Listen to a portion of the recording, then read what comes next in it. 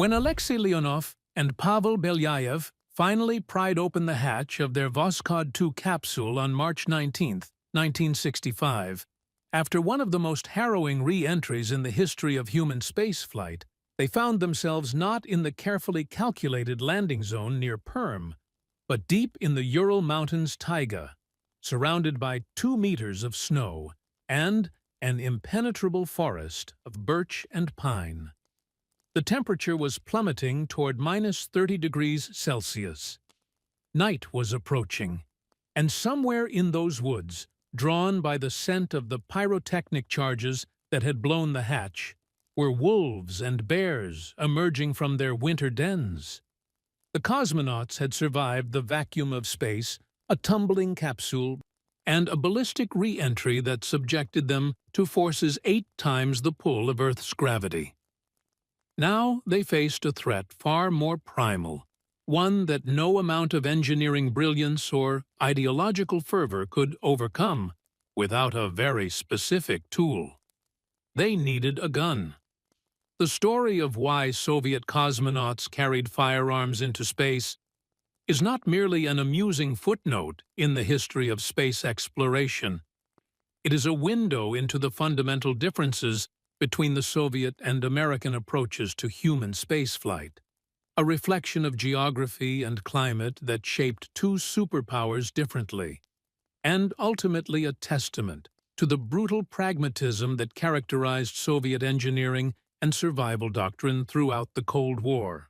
While American astronauts splashed down in the warm waters of the Atlantic or Pacific, retrieved within hours by a vast naval armada, Soviet cosmonauts returned to the largest country on Earth, a territory spanning 11 time zones, much of it consisting of frozen tundra, dense forest, barren steppe, and remote mountain ranges, where rescue could take days. The gun was not a symbol, it was a necessity. The Soviet space program emerged from the same military-industrial complex that had produced the R-7 Semyorka intercontinental ballistic missile, the world's first ICBM, which flew its maiden voyage on August 21, 1957. Sergei Korolev, the brilliant and ruthless chief designer whose identity remained a state secret until his death, understood that space was an extension of the Cold War battlefield, and that every mission carried political weight that transcended its scientific objectives. When Yuri Gagarin became the first human in space on April 12, 1961, completing a single orbit in his Vostok 1 capsule, the landing site was a matter of intense calculation, but the Soviet Union's vast geography meant that even with precise planning, landings could and did go wrong. Gagarin himself ejected from his capsule at 7,000 meters, as designed, and parachuted separately to the ground, landing in a field near the village of Smelovka in the Saratov region. He was fortunate. Others would not be. The Vostok capsules were spheres, simple and robust, designed to survive re-entry but offering virtually no control over where they would land once the retro-rockets fired. The capsule would follow a ballistic trajectory, and the cosmonaut would eject before impact, a procedure that remained classified for years because it technically violated the Fédération Aéronautique Internationale rules requiring a pilot to land with their craft for the flight to count as an official record. The Soviets lied about this detail until 1971, but the ejection system and the separate parachute landing meant that cosmonauts could end up scattered across a wide area, potentially separated from their capsule and its supplies, alone in whatever terrain they happened to fall into.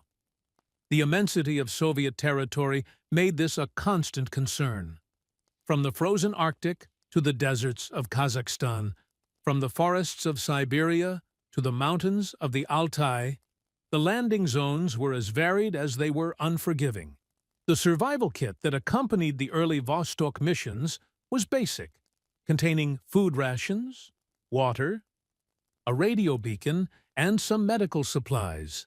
But as the program progressed and missions grew longer and more complex, the engineers and survival specialists At the Zvezda factory, which manufactured spacesuits and life support systems, began to consider what a cosmonaut might actually face if stranded for an extended period.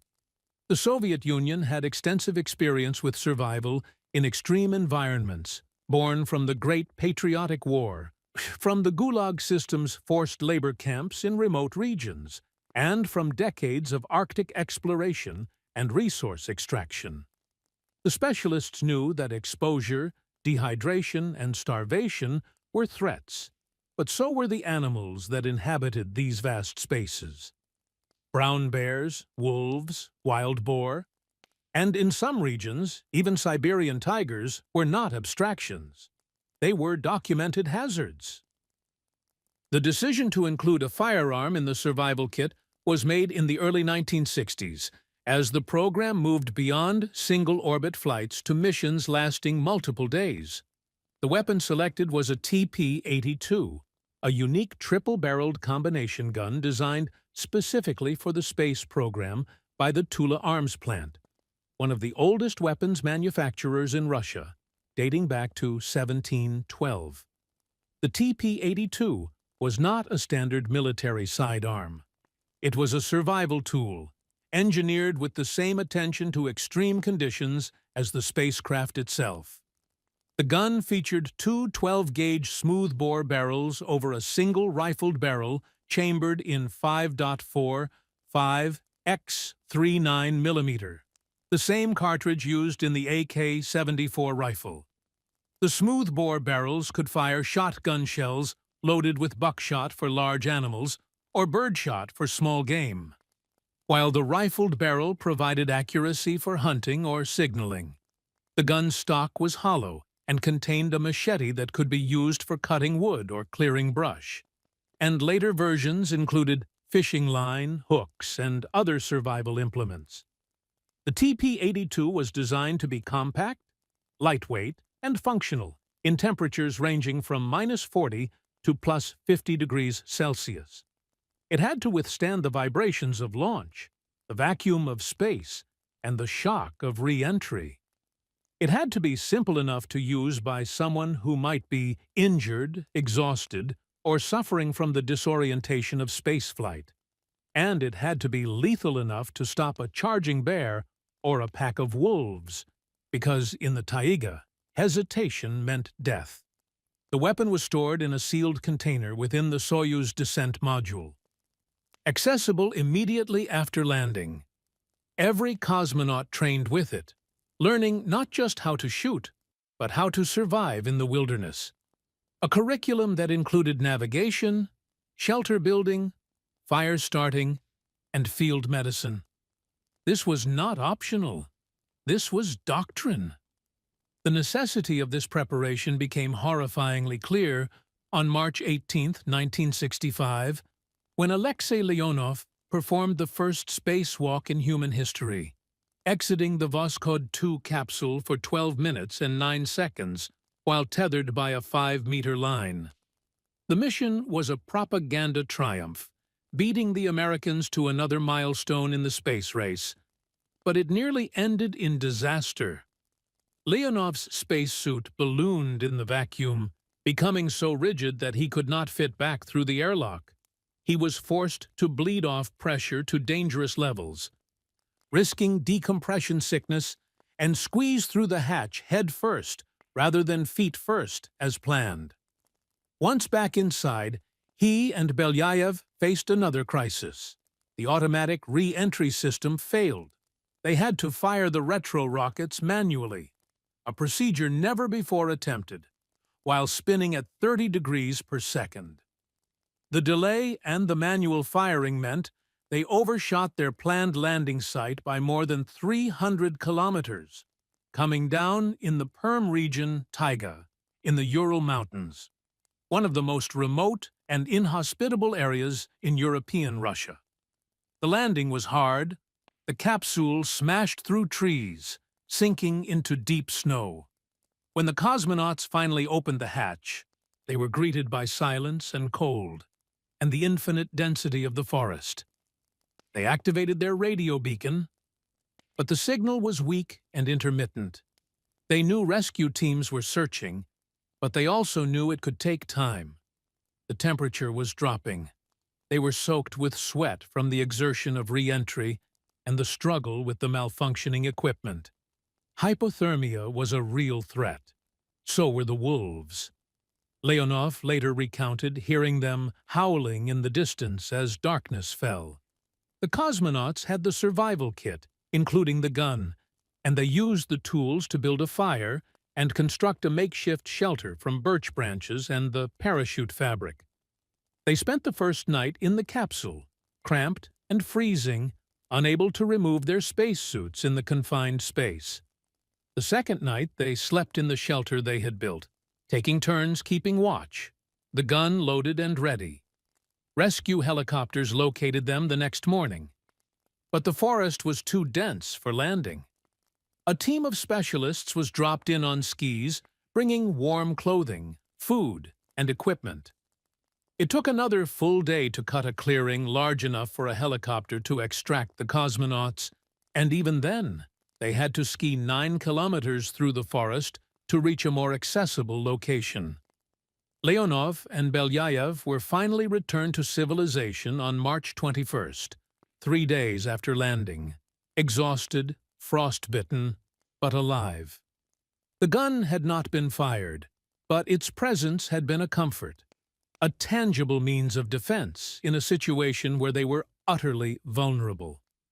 The incident reinforced the importance of the survival kit and led to further refinements in its contents and in the training cosmonauts received. The TP-82 became standard equipment for all Soyuz missions from the mid-1960s onward. It was carried on every flight, through the Soyuz program's evolution from the troubled early models that killed Vladimir Komarov in 1967 when his parachute failed to deploy, through the Salyut and Mir space station eras and into the International Space Station program. The gun was always there, tucked into the descent module, a reminder that space exploration, for all its technological sophistication, ultimately depended on humans surviving the return to Earth, and that Earth, especially the Soviet and later Russian portion of it, could be as hostile as the void above. The American approach was fundamentally different, shaped by different geography and different operational philosophy. American astronauts carried survival kits as well, but they contained items suited to ocean survival: shark repellent, dye markers, flotation devices, signal mirrors, and flares. The assumption was that splashdown would occur in water, where the primary threats were drowning, exposure, and possibly sharks, but where rescue by the Navy was expected within hours. The United States had the naval power to station recovery ships and aircraft carriers in the planned recovery zones, ensuring rapid retrieval. The Soviets, despite having a significant navy, could not cover the vast landmass of their own territory with the same density of resources. The steppe and taiga and tundra were simply too large, too empty, too unforgiving. There is a deeper cultural dimension to this difference as well. The Soviet Union, forged in revolution and tempered by the unimaginable suffering of the Second World War, had a collective memory of survival against overwhelming odds. The Siege of Leningrad, which lasted 900 days from 1941 to 1944 and killed over 1 million people through starvation, cold, and bombardment, was within living memory for many of the engineers and cosmonauts of the space program. The war on the Eastern Front had been a war of annihilation, fought across vast distances in brutal conditions, where survival often depended on improvisation, endurance, and ruthless practicality. This ethos permeated Soviet culture and institutions, including the space program. The gun was an extension of this philosophy. It was not romantic. It was real. The TP-82 remained in service for decades, but by the late 1990s, a problem emerged. The ammunition, manufactured in the 1970s and 80s, was reaching the end of its shelf life. The cartridges were becoming unreliable, and the Tula arms plant had ceased production of the specialized ammunition after the collapse of the Soviet Union in 1991. The economic chaos of the 1990s meant that resources for such niche items were scarce. The Russian space agency Roscosmos faced a choice: commission new production of the TP-82 ammunition, develop a replacement weapon, or find an alternative. In 2006, they opted for a simpler solution. The TP-82 was retired, and cosmonauts began carrying a standard Russian military sidearm, the semi-automatic Makarov pistol, chambered in 9x18mm, later replaced by more modern variants. The Makarov was easier to supply, with readily available ammunition, and while it lacked the versatility of the TP-82, it could still serve as a defensive weapon and a tool for signaling. The retirement of the TP-82 marked the end of an era, but not the end of the practice of carrying firearms into space. Russian cosmonauts still carry pistols on Soyuz missions today, a fact that sometimes surprises international partners on the International Space Station. American astronauts, European astronauts, Japanese astronauts, and others who launch on Soyuz spacecraft are briefed on the survival kit, including the presence of the firearm, though they are not required to train with it to the same extent as their Russian colleagues. The gun remains a symbol of the different assumptions and experiences that shaped the two great space programs of the Cold War. And it serves as a practical reminder that, despite all the international cooperation and shared scientific goals, the return to Earth is still governed by the realities of geography and the environments into which spacecraft descend. The history of the TP-82 and the broader survival doctrine of the Soviet space program also highlights a recurring theme in the history of space exploration: the tension between the ideal and the real, between the vision of humanity reaching for the stars and the gritty, often brutal practicalities of actually doing so. The space race was sold to the public on both sides of the Iron Curtain as a grand endeavor, a testament to human ingenuity and the superiority of competing ideologies. Soviet propaganda celebrated cosmonauts as heroes of the socialist future, embodiments of the new Soviet man, conquering the cosmos for the glory of the motherland. American propaganda presented astronauts as pioneers, explorers in the tradition of the frontier, proving the vitality of freedom and democracy. But behind the rhetoric, both programs were military projects, driven by the imperatives of the Cold War. And both were acutely aware that every mission carried the risk of death, not just from the obvious dangers of spaceflight, but from the environments to which the crews would return. The gun in the Soyuz capsule is a tangible link to that reality. It is a tool born from the specific challenges of landing in the Soviet Union and later Russia, but it also represents a broader truth about exploration and survival. No amount of technology can entirely eliminate risk. No system is perfect. And in the end, human survival often depends on simple, reliable tools and the knowledge of how to use them. The cosmonauts who trained with the TP-82, who learned to navigate by the stars, to build fires in freezing temperatures, to recognize edible plants and dangerous animals, were not just pilots and scientists. They were survivors, prepared for the possibility that their return to Earth might be the most dangerous part of their journey. The story also underscores the importance of learning from experience and adapting to conditions. The decision to include a firearm in the survival kit was not made in a vacuum.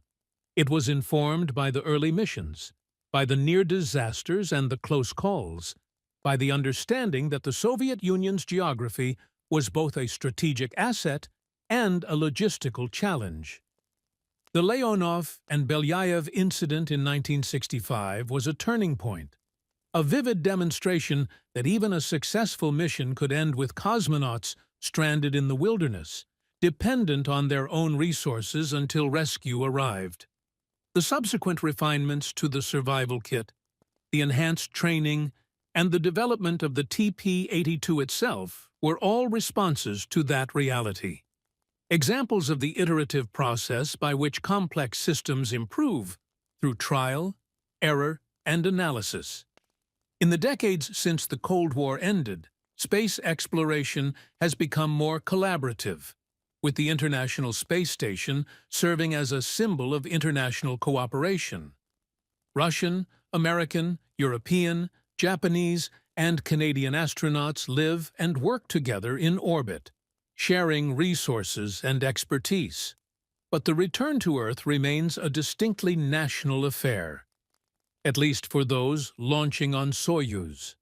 The descent module is Russian, the landing site is in Kazakhstan or Russia, and the survival kit reflects Russian priorities and Russian experience. The gun is still there, a quiet acknowledgement that some challenges are timeless and universal, transcending politics and ideology. The modern Soyuz descent module lands on the steppe of Kazakhstan, a more controlled and accessible location than the Ural Taiga, but still a vast and potentially hazardous environment. Rescue teams are highly trained and equipped with helicopters, all-terrain vehicles, and medical support, and they typically reach the landing site within minutes. But the possibility of a ballistic re-entry, an off-target landing, or a delay in rescue still exists, and the survival kit, including the firearm, remains a standard precaution. It is a testament to the enduring wisdom of preparing for the worst while hoping for the best, a principle that has guided explorers and adventurers throughout human history. The TP-82 itself has become a collector's item and a piece of Cold War history, with surviving examples fetching high prices at auction. It represents a unique intersection of space technology and firearms design, a weapon built for a purpose so specific that it could only have emerged from the particular circumstances of the Soviet space program. Its retirement in 2006 closed a chapter, but the story it tells remains relevant. It reminds us that exploration is not abstract, that it happens in real places with real dangers, and that the people who venture into the unknown must be prepared not just for the challenges of getting there, but for the challenges of getting back. When we look back at the Cold War space race, we often focus on the triumphs. Gagarin's orbit, Leonov's spacewalk, Armstrong's first steps on the moon. We remember the speeches, the ticker tape parades, the sense of limitless possibility. But the gun in the Soyuz capsule tells a different story, one of pragmatism and survival, of engineers and cosmonauts who understood that space was not just a frontier to be conquered, but a set of problems to be solved, one mission at a time. It tells us that the Soviet space program, for all its secrecy and propaganda, was built on a foundation of hard-won experience and brutal honesty about the risks involved. And it tells us that, even now, as we plan missions to the Moon and Mars, the lessons of the past remain essential. The environments we explore will always be hostile. The margins for error will always be thin. And the tools we carry, whether a gun in a survival kit or a rover on another planet, must be designed with the same care and foresight that went into that triple-barreled shotgun, built in Tula for cosmonauts who might one day need to defend themselves against wolves in the Ural Mountains, far from the glory of orbit, alone in the cold and the dark, waiting for rescue.